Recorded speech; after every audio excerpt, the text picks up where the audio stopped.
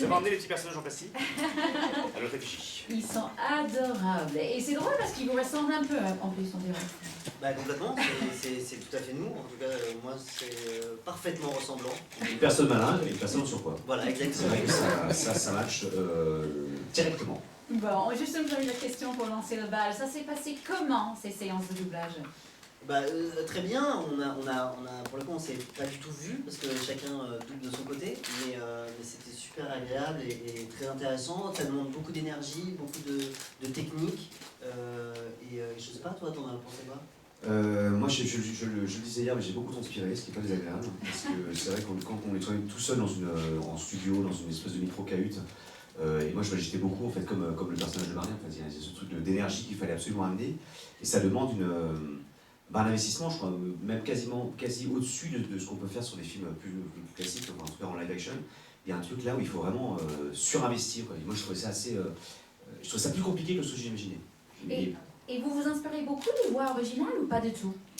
Oui, évidemment il faut qu'on se calme sur les voix de Chris Pratt et de Tom Holland. On les écoute, on les intègre et on essaye de se rapprocher au maximum. Évidemment, là, il y a une langue anglaise et la langue française, donc on essaye de se rapprocher le plus de tout ça et de l'énergie.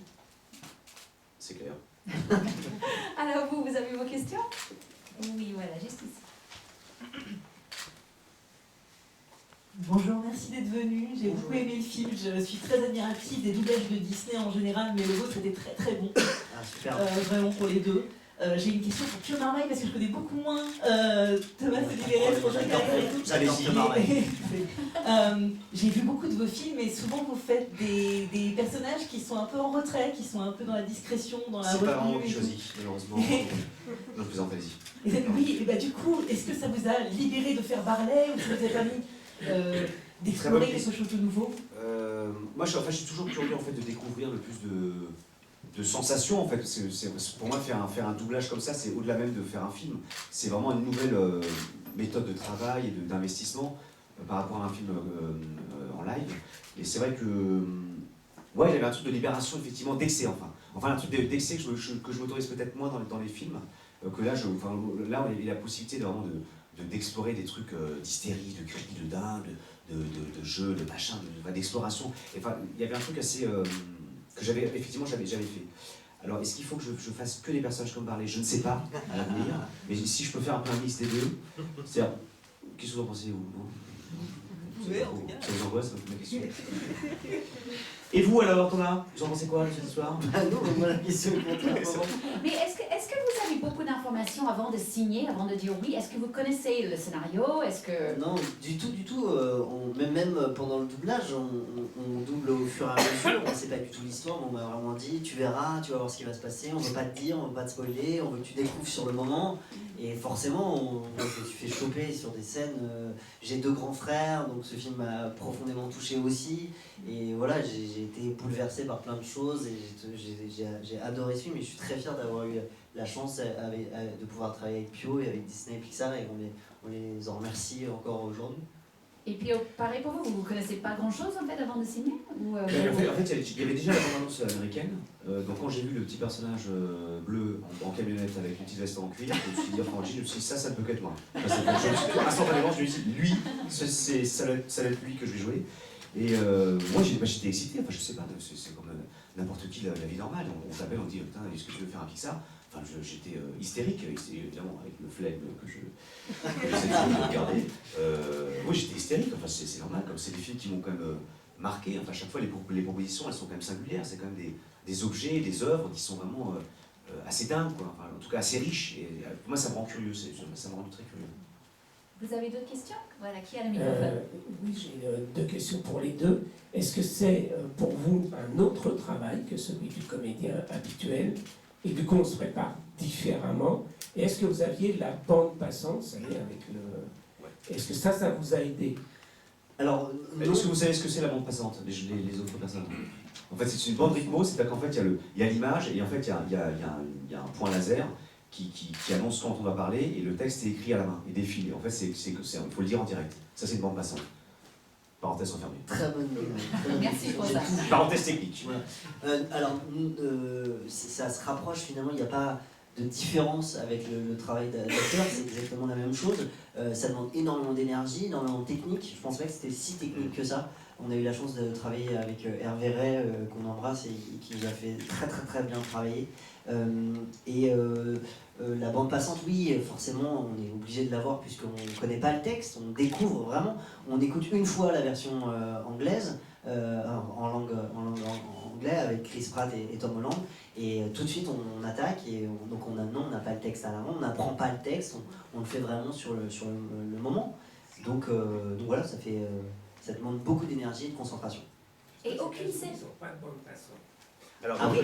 parce qu'en fait, aux États-Unis aussi, le travail est fait un peu à l'inverse. C'est-à-dire que c'est déjà les acteurs qui jouent entre eux, qui créent les situations, qui créent en fait, qui jouent en fait comme un scénario conventionnel, classique, et ensuite il y a l'animation qui vient se poser par-dessus. Et c'est vrai que quand on fait du doublage, c'est pas du tout le même exercice. C'est-à-dire qu'il y a déjà une version qui existe, une version en tout cas en langue anglaise, et nous on est obligé de rentrer à l'intérieur de cette espèce de carcan, quoi, qui n'est pas évident parce qu'on n'a pas forcément trop de choix, mais donc c'est beaucoup plus technique. J'ai plein de choses par rapport aux Américains, excusez-moi, mais il faut quand même préciser. Et, pas évident. Et derrière, c'est vrai que, et surtout même en termes de labial, en termes de langue, la sonorité de la langue française n'est absolument pas la même que la langue américaine, que la langue anglaise. Donc il faut trouver en même temps cette poésie, cette drôlerie, ce rythme dans une petite cahute, ce que je précise toujours à l'intérieur de cette cahute. Et voilà, sans se jeter de fleurs, j'ai l'impression que pour le coup la VF plutôt pas mal. Je sais pas si vous avez vu. C'est un petit peu ce que tu as fait. Ça fait la fleur a été jetée. Oui, je la jette quand même. Elle est Parce que j'ai envie d'avoir votre consentement, mais j'ai l'impression que ça marche plutôt bien. Vous en pensez quoi? Vous n'avez pas trop le choix. Voilà. Merci le travail Merci à fait. tous, Ok, merci. merci d'être si sympa. Et il y a une autre question, je pense, là-bas. Oui, moi j'ai une question par rapport au casting. Je voudrais savoir un peu comment ça s'est passé et à votre avis, Je pense qu'il faut demander à pourquoi Walid. est-ce qu'on vous a, pourquoi on vous a choisi pour ces rôles? Alors je pense qu'avec Disney en tout cas, il y avait une volonté peut-être aussi de travailler un jour ou l'autre ensemble, à un moment ou à un autre, et je pense qu'il fallait trouver aussi un personnage et un projet qui correspondent à ce que moi je peux être en existence aussi d'une certaine manière, dans les propositions. Enfin, on revient au film que j'ai fait dans ma vie précédemment je veux dire, c'est pas évident, c'est qu'il faut qu'il y ait une sorte de cohérence. Ouais. C'est vrai que je pense qu'il ne fallait pas que ce soit simplement Pio Marmaille qui joue dans un film d'animation. Je pense que là, il y avait vraiment il y a eu un truc assez juste, trouvé avec Barley, je sais pas, un truc qui correspond, enfin, d'énergie assez cohérent, quoi. Ça répond à votre question ou pas? Sur le casting? Est-ce qu'il y avait un casting ou c'est juste on vous dit est-ce que vous voulez le faire ou pas? Moi j'ai une petite anecdote, parce que je sais que comme on est friand d'anecdotes. En fait, Pio, on se connaissait pas, on s'était jamais vraiment rencontrés. On a un ami en commun qu'on embrasse, qui s'est marié. On l'embrasse. Il s'est marié et en fait, vous le connaissez pas, mais il est hyper sympa. Il s'appelle Romain Baxeller, il travaille chez Gaumont, on l'embrasse. En fait, il s'est marié et il s'avère que j'étais invité à l'enterrement de vie de garçon. Et Vous allez voir l'histoire, elle est particulièrement longue. Vous allez avez 3 heures ou pas? Il va se passer un truc. Ah non, c'est ouf, incroyable. Il y a un film d'ailleurs qui est en train d'être tourné sur ce sujet. C'est un bébé gros, c'est pas nous qui allons faire les rebonds. Hyper sympa le mec. Non, bon, bref. Donc, enterrement de vie de garçon, amusement, fun, escape game, victoire. Victoire d'Alex Hegel. Voilà, à Châtelet quand même. Première partie de l'histoire terminée. Pareil, donc, déjà ça. On marche, on déconne. Pio passe devant une affiche dans un film d'animation et il dit ah trop cool, c'est pas celui-là mais moi je vais faire le Pixar. Et il me dit ça à moi et je dis ah la chance et tout, trop chance, t'as trop de chance et tout. Cut. Et voilà. Bon, on est en face de vous avec C'est des incroyable. Et on a fait le truc. Non et en fait Romain m'appelle et dit écoute Disney. L'histoire s'arrête là, faut l'arrêter. Non, Disney a pas encore trouvé le rôle du jeune. Et du coup, c'est moi qui ai appelé. J'ai demandé à mon agent d'appeler, de dire est-ce que je pourrais passer l'audition. J'ai passé l'audition et je l'ai pas eu. Et c'est pas vrai, je l'ai eu. Bah oui, sinon je serais pas là. Le mec qui devait jouer et les CD. Et finalement, j'ai pu le faire. Ah, concours des circonstances. Voilà. C'est génial. Une chute. Ça arrive très vite. L'histoire était pas trop longue. Non, ça va. Ouais, c'est pas mal, ça va vite. Très sympa. Qui a une autre question? Voilà, juste ici. Oui, bonjour. Bonjour. Je voulais savoir si, comme le réalisateur du film... Vous n'avez pas de cheveux. Ah non. Je ne fais pas trop de soucis. Est-ce qu'il y a des similitudes entre votre histoire personnelle à vous et l'histoire personnelle des deux personnages? Alors, je ne parle pas forcément de la perte d'un parent, mais une relation de frère très forte et une relation avec votre mère aussi importante. Ou est-ce qu'au contraire, il a vraiment fallu partir dans un gros travail d'acteur, de recherche ou... J'y vais. Pour tout vous dire, moi j'ai 2 grands frères qui sont beaucoup plus âgés que moi, et oui, moi cette histoire m'a vraiment bouleversé, m'a touché, et pour vous dire la vérité, il y a une scène en particulier, je veux pas spoiler, mais il y a une scène en particulier où au doublage, donc j'ai vu la scène, et je me suis complètement effondré d'émotion, et j'ai demandé carrément à sortir de 3 minutes pour me remettre, parce que ça a touché exactement ce qui était pour moi l'essence même de la relation entre des frères. Et voilà, mes frères n'ont pas encore vu le film. J'ai hâte qu'ils le voient pour qu'on puisse en parler. Mais ouais, moi ça m'a profondément touché. Et je trouve la relation entre les deux est très juste et très touchante. Et c'est exactement ça. Et voilà, c'est aussi pour ça que je suis très fier de participer à ce film, parce que ça m'a touché personnellement. Piotr? Alors, je vais faire comme si je me rappelais de votre question. Je m'en rappelle pas, je plaisante. Moi, alors à l'inverse, j'ai pas de frères et sœurs. Après, ma vie intime, mon parcours, évidemment, on perd, c'est des gens proches, ça arrive à tout le monde. Je pense que c'est peut-être un point, effectivement, que je peux avoir en commun, en tout cas dans ce dont on parle, en tout cas dans l'histoire, en tout cas de parler de Yann. Mais si j'avais eu un frère, alors là vous allez dire oui, salaud. Mais c'est vrai que je me dis que leur relation à tous les deux, elle me plaît quand même. Donc je me dis que si ça avait pu ressembler à ça, j'aurais trouvé ça assez agréable.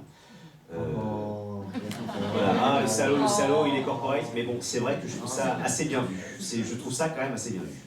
Et c'est aussi sympa de nos jours de voir une histoire entre 2 frères, c'est rare, je crois que c'est la première que je connaisse, un film d'animation sur les frères, parce que peut-être c'est aujourd'hui on est un peu plus open, un peu plus, on voit plus le côté féminin des garçons, en fait on voit ce côté émotionnel, et ça aussi c'est très attachant dans le film. Bah, je trouve qu'aussi il y a une sorte de... Ce que je trouve, enfin, encore une fois, c'est qu'il y a une sorte de pudeur qui se dégage du film, de leur relation, de maladresse, que moi je trouve assez touchante. Enfin, en tout cas, ça n'est pas acquis, quoi. C'est pas des...